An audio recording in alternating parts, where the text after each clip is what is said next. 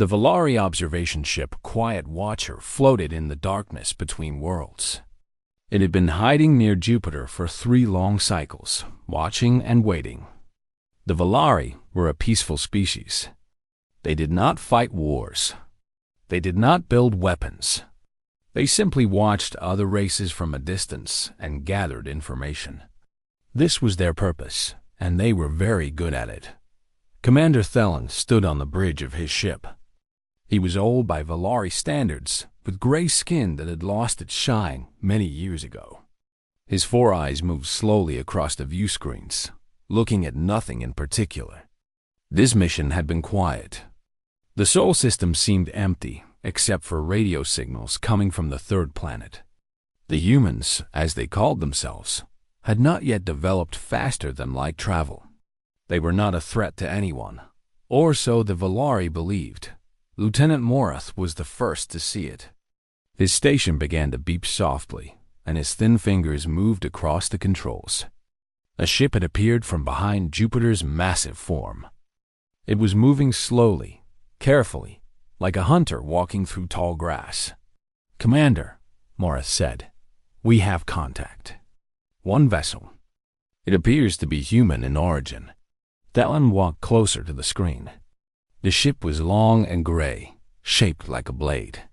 Strange markings covered its hull, and lights blinked along its sides. It was not beautiful like Valari ships. It was hard and sharp and cold. "Begin standard scan," Thelen ordered. "Let us see what these humans have built." Morath activated the deep scan system. This technology was the pride of the Valari people. It could look inside any ship, any building, any structure. It could count every bolt and wire. It could read computer files and analyze biological life forms. No secret could hide from a Valari scan. The data began to flow onto the screens. At first, it was normal information. The ship was called USS Dauntless. It was 1.2 kilometers long. It carried 2,847 crew members. Its power came from fusion reactors that burn hydrogen into helium. Simple technology. Nothing special. Then the weapons data appeared. Morath's hands stopped moving. His breathing became fast and shallow. His 4 eyes grew wide with something the Valari rarely felt. "Fear. Commander," he whispered. "Please look at this." Thelen stepped forward and studied the screen. At first, he did not understand what he was seeing. The numbers did not make sense. Surely there was an error in the scan. The human ship carried 48 railguns. These were magnetic weapons that fired metal projectiles at incredible speeds. Each projectile could punch through the strongest Valari armor like paper. But that was only the beginning. The ship also carried 200 missile tubes. The warheads inside contained nuclear material, antimatter, and other substances the Valari computer could not identify. Some missiles were designed to explode. Others were designed to release radiation. Still others carried payloads that would eat through metal like acid. Point defense systems covered every part of the hull. Thousands of small guns that could track and destroy incoming threats in milliseconds. The ship had no blind spots, no weak points, no mercy. "This cannot be correct," Thelen said. "Run the scan again." Morath ran it again. The results were the same. "Perhaps this is a military transport," Thelen suggested. "Perhaps they are carrying weapons to another location." But the scan showed that the weapons were not cargo. They were built into the ship itself. The Dauntless was designed from the beginning to destroy. Every system, every wire, every bolt served one purpose: war. Medical Officer Nolith joined them at the screen. He was responsible for analyzing biological life forms, and the scan had captured detailed information about the human crew. His face grew pale as he studied the data. "Commander," Nolith said, "I think you need to see the biological analysis." He transferred the data to the main screen. The image showed a human female in a uniform. She appeared to be an officer of some kind, walking through a corridor and checking systems. Her name, according to intercepted records, was Lieutenant Commander Grace Park. She was the second in command of the vessel. "She appears normal," Thelen said. "2 arms, 2 legs, 1 head. Similar to many species we have encountered." "Look closer," Lawless said. He highlighted different parts of her body as he spoke. Her skeleton is designed for impact. Human bones can break and then repair themselves. This allows them to survive injuries that would kill most species. Their muscles are attached at angles that maximize force. They are built for throwing, for striking, for causing damage. He moved to another image. Their eyes face forward. This is the mark of a predator species. Prey animals have eyes on the sides of their heads to watch for danger. Predators have eyes in front to track and chase their victims. Thelen felt a cold sensation spreading through his body. Surely many species have similar features. "Yes," Nalith agreed. "But look at their internal systems. They have redundant organs. 2 kidneys, 2 lungs. If one is damaged, the other continues to function. Their cardiovascular system can maintain operation even after massive trauma.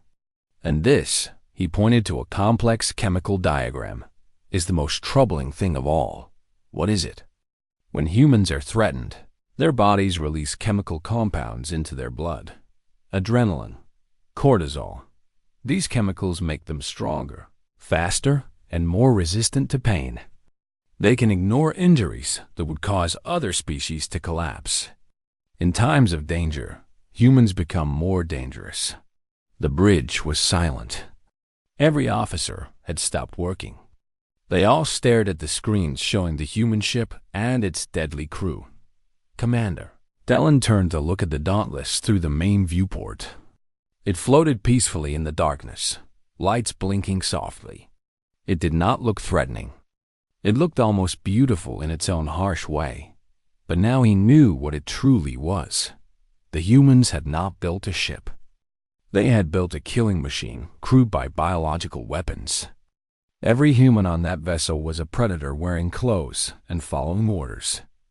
Their bodies were designed by millions of years of evolution for one purpose: to hunt, to fight, to survive at any cost. "Maintain position," Thelen ordered, his voice barely above a whisper. "Do not power up any systems. Do not send any signals. We will observe only." "Commander," Morath asked, "should we report this to High Command?" Thelen considered the question. His people needed to know about this. But sending a signal might alert the humans to their presence. And he was beginning to understand that alerting these humans would be a very, very bad idea.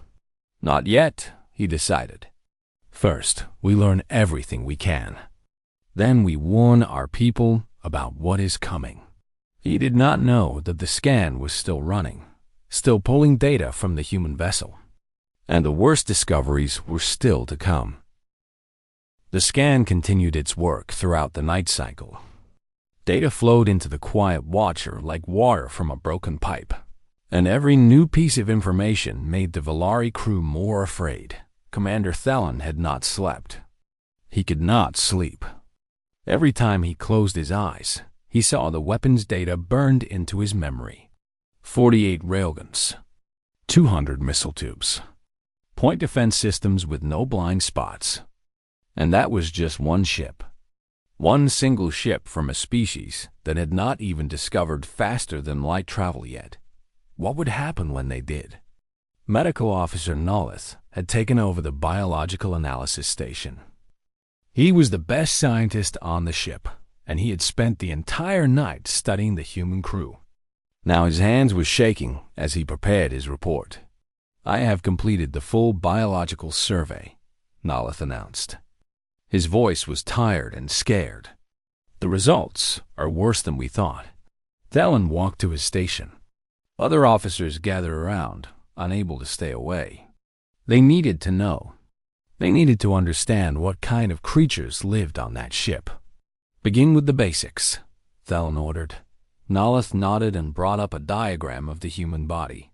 Humans are carbon-based life forms that evolved on the third planet of this system. Their homeworld is classified as a Category 12 death world. Several officers gasped. Category 12 was the highest danger rating for a planet. Worlds in this category had extreme temperatures, deadly predators, poisonous plants, and constant natural disasters. Most intelligent species evolved on Category 3 or 4 worlds. The Valari homeworld was a peaceful Category 2. Their planet has massive storms that can level cities. Nalith continued. It has predators with teeth and claws that can tear through flesh like fabric. It has diseases that can kill millions in months. The ground shakes and splits open. Mountains explode with liquid rock. And yet humans not only survived there, they became the dominant species. He changed the image to show human muscle tissue. Their bodies contain approximately 650 muscles. Each one can be trained to become stronger. Humans regularly engage in activities designed to increase their physical power. They call it exercise. They hurt themselves on purpose so their bodies will become more dangerous. That seems inefficient, Lieutenant Morith said. Why not use technology to enhance themselves? They do that as well, Nalith replied. He brought up images of human soldiers in heavy armor. But they also value natural strength. Many of their cultural rituals involve physical competition. They fight each other for entertainment. Thousands of humans will gather to watch two individuals try to beat each other unconscious. They call these events sports. Thelen felt sick. They hurt each other for fun?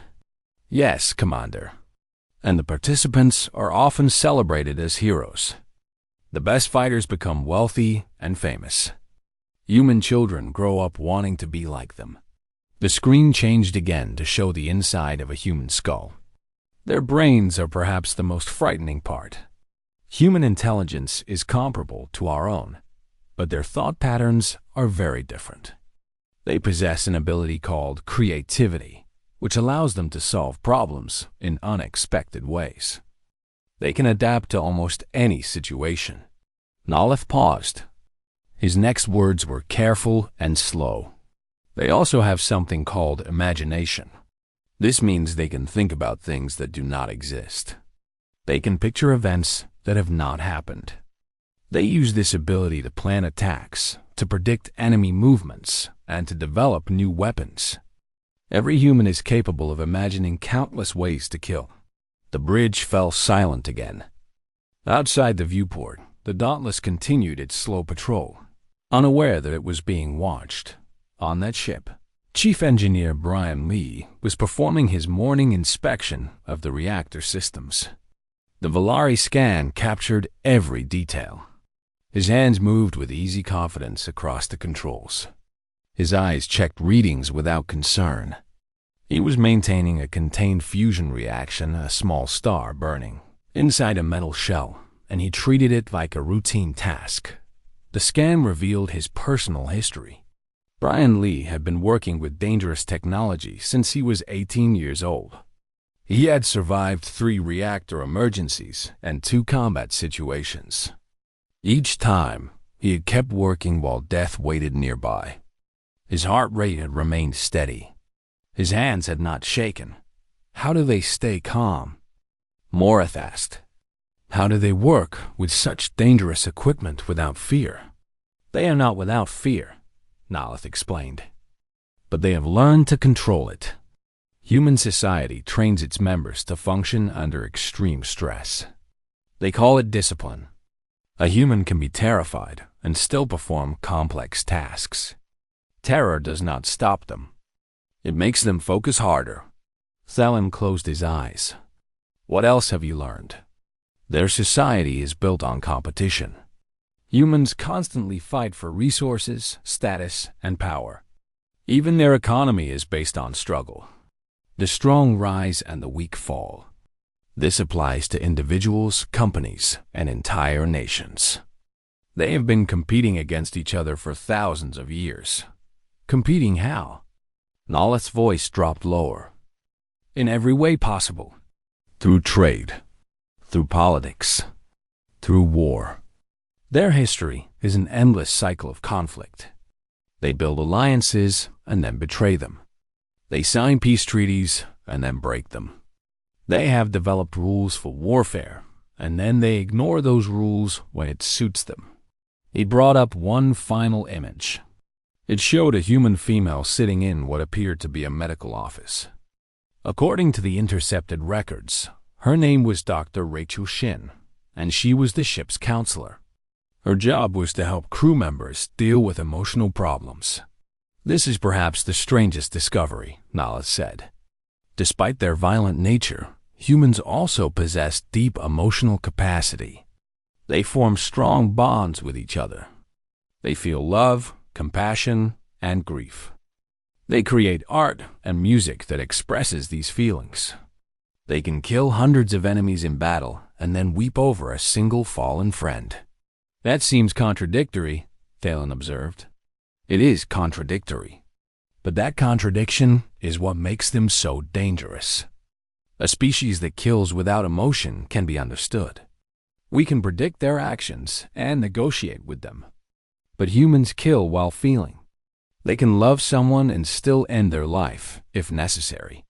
They can show mercy to one enemy and destroy another. There is no pattern to their violence except this. They always do whatever is necessary to protect what they care about. Thelen looked at the image of Dr. Rachel Shin. She was smiling at someone outside the frame. She looked kind and gentle, like any peaceful being from any peaceful world. But he knew now that behind that smile was a predator's brain. A brain that could imagine countless ways to kill. A brain that could feel love and still choose violence. The Valari had spent centuries believing that intelligence naturally led to peace. That species smart enough to build starships would be smart enough to stop fighting. The humans proved that belief wrong. They were smart enough to build starships. Smart enough to harness the power of stars. Smart enough to cross the void between worlds. And they had brought all their weapons with them. The third day of observation brought new horrors. The Valari scan had penetrated deep into the lower sections of the Dauntless. These areas were heavily armored, protected by thick walls of metal and energy shields. Whatever the humans kept down there, they wanted it safe. Lieutenant Morath finished decoding the security systems and opened a data window. What he saw made him step back from his station. "Commander," he said, "I have accessed their cargo manifest, and I have found their ground forces." Commander Thelen walked over slowly. He had learned to dread each new discovery. Every piece of information about the humans seemed worse than the last. But he needed to know. His people needed to know. The screen showed a large room filled with equipment. Rows of lockers lined the walls. Weapons hung on racks like tools in a workshop. And in the center of the room, humans in green uniforms were training. "These are their Marines," Morath explained. "Soldiers trained for ground combat. The Dauntless carries 312 of them." Thelen watched the training exercise. A human female was leading a group through combat drills. According to the intercepted personnel files, her name was Sergeant Michelle Rivera. She was shouting orders at her squad while they practiced movements with their weapons. "Show me their equipment," Thelen ordered. Morath adjusted the scan. The view shifted to the lockers along the walls. Inside each one was a suit of armor that made Thelen's blood run cold. "They call it powered armor," Morath said.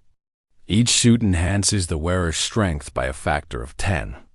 It provides protection against projectiles, energy weapons, extreme temperatures, radiation, and vacuum.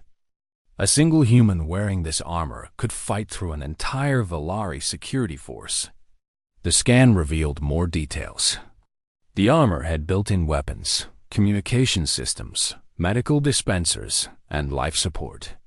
A human soldier could operate independently for days without rest or resupply. They could fight in any environment, on any world, under any conditions. And the weapons? Thelen asked, though he was not sure he wanted to know. Morith showed him. Rifles that fired metal projectiles at supersonic speeds. Shotguns that could clear a room in seconds. Pistols small enough to hide, but powerful enough to punch through armor. Grenades that exploded, burned, or released toxic chemicals.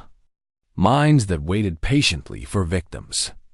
Rockets that could destroy vehicles or buildings, and those were just the standard weapons. They also have heavy equipment, Morith continued. Portable artillery that one soldier can carry. Missiles that can be guided to their targets with perfect accuracy. Bombs that can level entire city blocks. He paused and took a breath. They have developed weapons specifically designed to kill in large numbers. They call them weapons of mass destruction. Nuclear devices that release enough energy to burn cities. Chemical agents that poison the air. Biological weapons that spread disease. Biological weapons? Thelen repeated. They weaponize disease? Yes, Commander. Their history records show that they have used such weapons against their own species. Millions died. Thelen sat down heavily in his command chair. He needed a moment to process what he was hearing. The humans had not simply built weapons. They had perfected the art of killing. They had explored every possible method of causing death and refined each one to maximum efficiency. On the Dauntless, Sergeant Michelle Rivera finished her training session. She dismissed her squad and walked to her personal locker. The scan showed her removing her uniform and changing into casual clothes. She was going to meet friends in the ship's recreation area. She looked like any other young being enjoying time off from work. But minutes ago, she had been practicing how to kill with her bare hands. Medical officer Naleth had been studying the ship's database during the scan. He had found something that explained everything, and the weight of it was crushing him. "Commander," he said quietly, "I've accessed their historical records. I understand now why they are like this." Thelen turned to face him. "Tell me." "They have been at war with themselves since they developed the ability to hold a rock.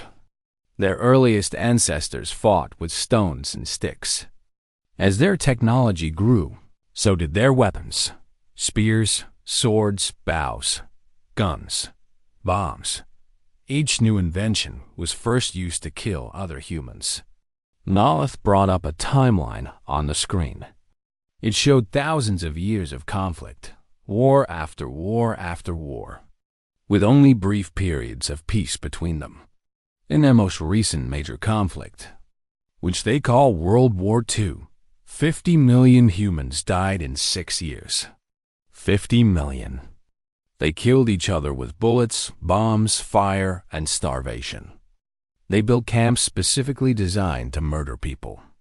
They developed weapons that could destroy entire cities in a single flash. How is that possible?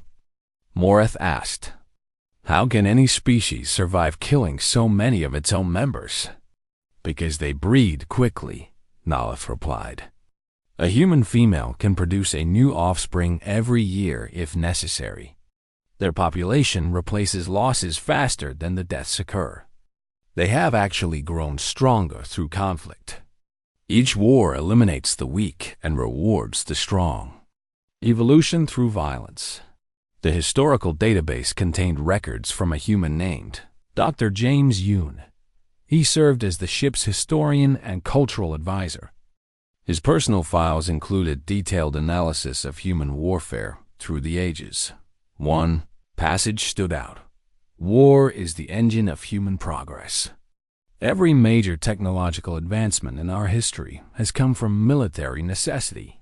Radar, computers, nuclear power, space travel, the internet, all began as military projects. We are at our most creative when we are trying to destroy each other. Thelen read the passage twice to make sure he understood it correctly. The humans did not see war as a failure. They saw it as a tool, a method of improvement. They believed that conflict made them better, stronger, more advanced, and they were right. The proof was floating outside the viewport. The USS Dauntless represented the peak of human engineering. Every system on that ship existed because some human somewhere in history had needed to kill another human and invented something new to do it. Their fusion reactors came from nuclear weapons research. Their railguns evolved from gunpowder weapons. Their computer systems developed from code-breaking machines used in war. Even their medical technology grew from battlefield surgery. Every advancement, every discovery, every piece of progress built on the bones of the dead. Commander Thelen finally understood the truth about humanity. They were not monsters who enjoyed killing. They were survivors who had learned that killing was necessary. Their entire civilization was built on one simple lesson: the universe is dangerous, and only the strong survive. They had applied that lesson to everything, to their bodies, to their technology, to their society, to their ships. And now they were reaching out into space, bringing all of that strength with them. Thelen wondered what would happen when humans met other species. Would they see friends or prey? Would they offer peace or demand submission? He looked at Sergeant Michelle Rivara, now laughing with friends over a meal. She could smile and laugh like any peaceful being. But when the time came, she could kill without hesitation. That was what made humans truly terrifying. They could be both. Captain David Kim sat alone in his ready room, drinking coffee and reading reports. He did not know that alien eyes were watching him. He did not know that his every movement was being recorded and analyzed by frightened beings who had never seen anything like him. He was simply doing his job. The Volari scan captured everything. The way he held his cup, the way his eyes moved across the datapad, the way he occasionally smiled at something he read. He looked peaceful, relaxed, almost gentle. Commander Thelen found this the most disturbing thing yet. He commands a ship of death, Thelen said to his officers, and he drinks his morning beverage like he has no care in the world. Medical Officer Nalith had an explanation. Humans have developed the ability to separate different parts of their lives. They can kill in battle and then go home to their families. They can build weapons during the day and play with their children at night. They call this compartmentalization. That seems unhealthy, Lieutenant Morth observed. On the contrary, it is extremely effective. It allows humans to function at high levels, even in stressful situations. A human soldier can fight a brutal war and still return to civilian life afterward. Other species often suffer permanent mental damage from combat. Humans recover. They adapt. They move on. The scan continued pulling data from the ship. Most of it was routine communications, work schedules, and technical reports. But buried in the files was something that changed everything the Volari thought they knew. "Commander," a junior officer called out, "I have found something strange. The humans have a code of behavior, rules that limit their violence." Thelen walked over to the station. On the screen was a document called the Rules of Engagement. It listed specific guidelines that human soldiers were required to follow. Do not attack civilians. Do not use weapons against medical facilities. Do not harm prisoners.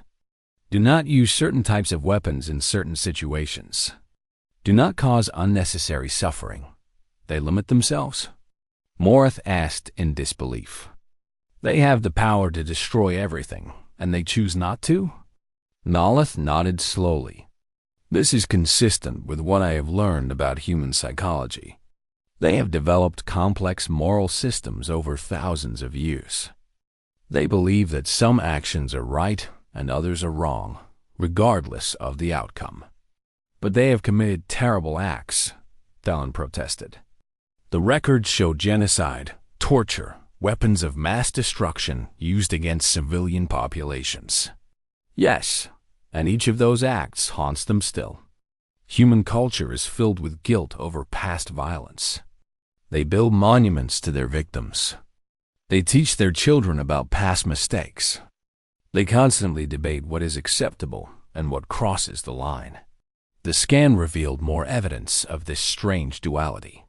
Ship's counselor Dr. Rachel Shin was conducting a session with a crew member. The conversation was private, but the Valari scan captured fragments. The crew member was struggling with memories of a past battle. He had killed enemy soldiers and could not stop seeing their faces. Dr. Rachel Shin was helping him process these feelings, teaching him that it was normal to feel grief, even for fallen enemies.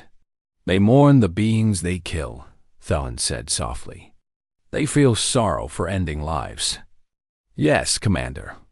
This is perhaps the most confusing aspect of human nature. They are capable of tremendous violence, but they are also capable of tremendous compassion. They can kill and then weep for the dead. They can fight wars and then provide aid to the defeated. Navigator pilot Tommy Hahn made a small course adjustment on the Dauntless. The ship turned slightly, its nose now pointing closer to where the quiet watcher was hiding. It was a routine navigation change, nothing significant. But the Valari crew panicked. "They are turning toward us," someone shouted. "They have detected us." "All stations, silent running," Thelen ordered. "Power down everything except life support." The lights on the bridge dimmed. Officers held their breath. They waited in the darkness, watching the human ship through the viewport. The Dauntless continued on its new course. It did not accelerate. It did not power weapons. It simply moved through space like it had been doing for hours. False alarm. Thelen allowed himself to breathe again. But the moment had revealed something important. His crew, experienced officers who had observed dozens of species, were terrified of these humans. They had seen the weapons and the armor and the violent history, and now they jumped at shadows. "Commander," Nala said quietly, "I have finished analyzing their society. There is something you need to understand. More bad news? I am not sure. You will have to judge for yourself." He brought up a new set of data. Images of human cities filled with green spaces. Records of conservation efforts to protect endangered species. Art galleries in concert halls and universities. Hospitals that treated anyone regardless of their ability to pay. Humans do not just destroy, Nalath explained. They also create. They build beautiful things with the same hands they use to kill. They write poetry about love and loss. They compose music that can bring listeners to tears. They develop medicines that save millions of lives. But they also build weapons, Thelen said. Yes, both things are true. Humans contain multitudes. They are capable of the greatest cruelty and the greatest kindness, sometimes in the same individual. Their history is filled with tyrants who murdered millions and saints who devoted their lives to helping others. Thelen thought about this. The Valari were a peaceful species. They had evolved on a gentle world without predators or natural disasters. Violence was almost unknown to them. They found it difficult to understand beings who could embrace both creation and destruction. But perhaps that was the key to understanding humans. They had not evolved on a gentle world. They had survived a planet that tried to kill them every day. They had faced predators with sharp teeth and claws. They had endured ice ages and famines and plagues. And through it all, they had fought back. They had learned that the universe was dangerous and that survival required strength. But they had also learned that survival alone was not enough. They wanted more than just to exist. They wanted to live, to love, to create meaning in a cosmos that offered none. So they built weapons to protect what they cherished. They trained for war so they could enjoy peace. They developed the capacity for terrible violence so that they could choose not to use it. Captain David Kim finished his coffee and returned to the bridge. He took his command chair and looked out at the stars. His face was calm and thoughtful. "Anything to report?" he asked. "All systems normal, Captain," his executive officer replied. Lieutenant Commander Grace Park stood near his chair, ready to assist with whatever was needed. "Good.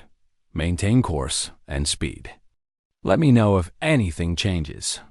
He was a predator sitting at the heart of a killing machine. But in that moment, he looked almost peaceful. And that, Talon realized, was what made humans so dangerous. They were not mindless killers driven by instinct. They were thinking, feeling beings who chose when to fight and when to hold back. They had mastered their violent nature. Without eliminating it, they kept their monsters on a leash. But the leash could be released at any moment, and then the monsters would be free. The discovery happened in the quietest moment of the ship's cycle. Quartermaster, First Class Stephen Beek, was reviewing sensor data at his station. It was boring work, the kind of routine task that filled most hours on a patrol mission. He was half watching the screens while thinking about the letter he would write to his parents.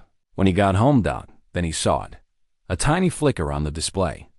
A faint energy signature in a location where nothing should exist. It was barely visible, just a ghost in the data, easy to miss if you were not paying attention. Stephen Beek was always paying attention. He flagged the anomaly and ran it through the computer's analysis systems.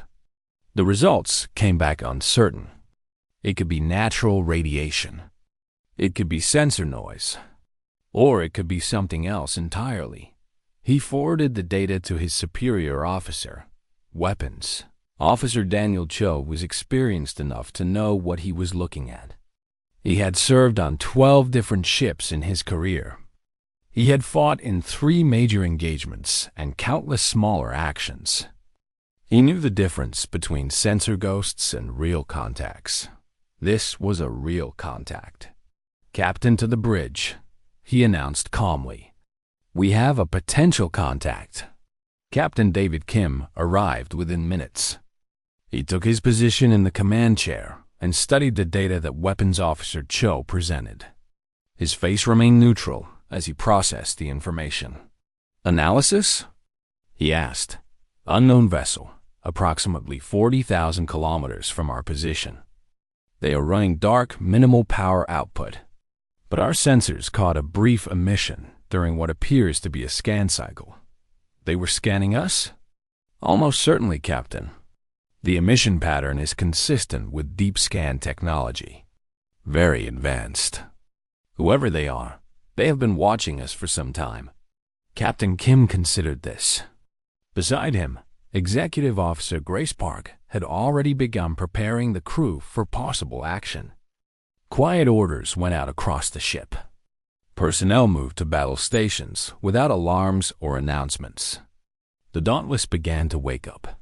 On the Quiet Watcher, Commander Thelen watched in horror as the human ship came alive. "They have detected us," Lieutenant Morris reported, his voice breaking. "Their crew is mobilizing. I am reading weapon systems coming online." The scan showed everything. Railguns charging with electromagnetic energy. Missile tubes opening like wounds in the hull. Point defense systems activating and beginning their endless sweep for targets. The Dauntless was transforming from a patrol ship into something else entirely. A predator preparing to strike. "What do we do?" Morath asked. "Commander, what do we do?" Thelen forced himself to think. Running was not an option. The human ship was between them and open space. Any attempt to escape would require passing within range of those terrible weapons. And the Quiet Watcher was not built for speed. It was an observation vessel, designed for stealth, not escape. Fighting was even less possible. The Valari ship carried no weapons at all. They could not hurt the humans even if they wanted to. That left only one option. "We wait," Thelen said. "We do nothing. Perhaps they have not pinpointed our location. Perhaps they are simply being cautious." But even as he spoke, he knew it was false hope. The humans had found them. It was only a matter of time before they acted. On the Dauntless, Captain Kim made a decision. "Open a channel," he ordered. "All frequencies." Communications Sergeant Amy Song worked her console. "Channel open, Captain." David Kim stood from his chair. He straightened his uniform and clasped his hands behind his back. When he spoke, his voice was calm and clear. "Unknown vessel, this is Captain David Kim of the United States ship Dauntless.